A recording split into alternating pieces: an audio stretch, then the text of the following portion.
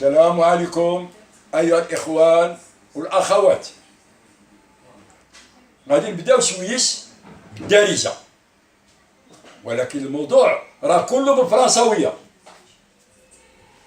اليوم غادي نطرقوا لواحد الموضوع مهم جدا، وهو الولاد اللي متكلين على والديهم وما تيبغيوش ينوضوا يتكلوا على الله ويقلبوا على شي خدمه اللي تضمن لهم المستقبل ديالهم والحياه ديالهم.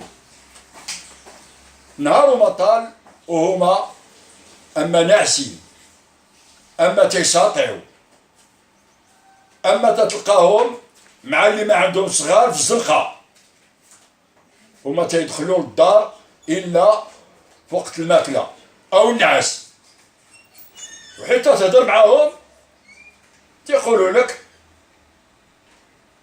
لاش ولدتينا؟ ولدي ولدتك باش تخدم عليا، لانني غدا غادي نكبر. او تيقول لك ابا نوض نتا تخدم، لان باك مات شحال هادي ومع ان با راه باقي حي، الله يطول له عمره. هادو هما الكسلاء بعينهم واللي ما عندهم درع، دابا يندموا في الاخر.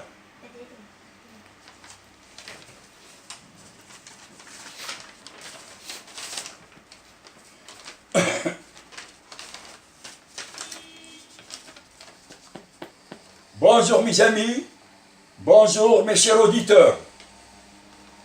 Aujourd'hui, vous allez entendre et assister à un sujet plein de conseils que je vais vous le présenter en personne à travers les médias.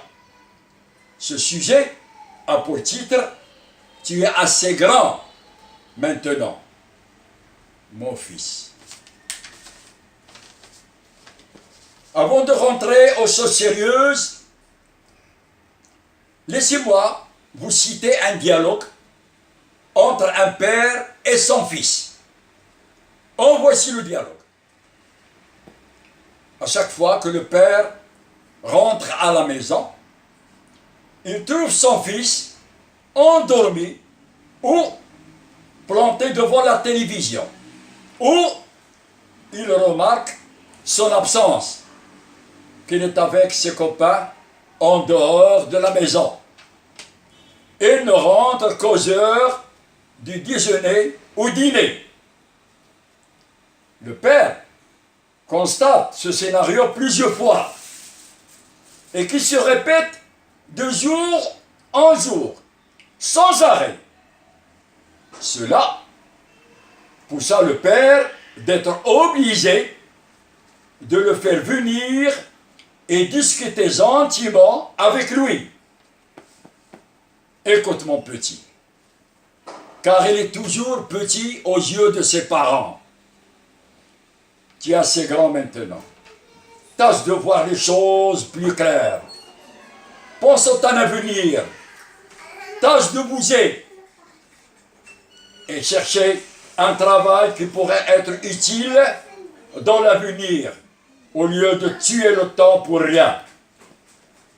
Le fils ne répondit pas souvent à ce conseil et à cette question. Le père répéta la même chose à chaque fois qu'il trouve l'occasion.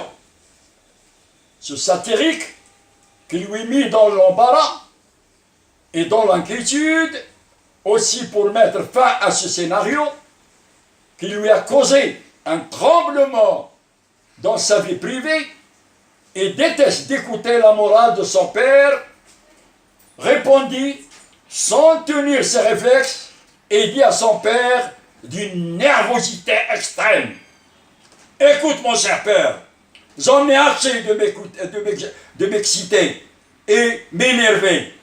À chaque fois, c'est à toi de bouger et chercher du boulot. Car ton père est mort il y a longtemps. Quant à moi, mon père est toujours en vie. que Dieu lui prolonge sa vie.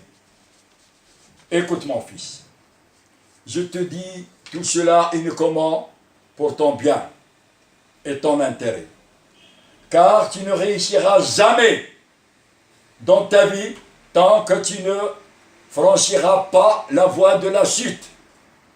Tu ne sentiras jamais le bonheur tant que tu ne goûteras le goût amer de la vie.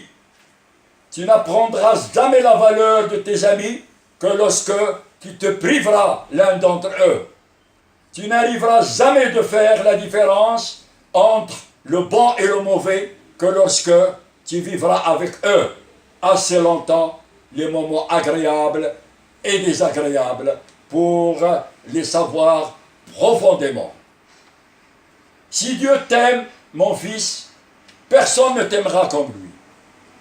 Si Dieu te donne de ses biens, personne n'aurait le courage de faire mieux. Si Dieu te maudit, personne ne se sauvera de sa malédiction.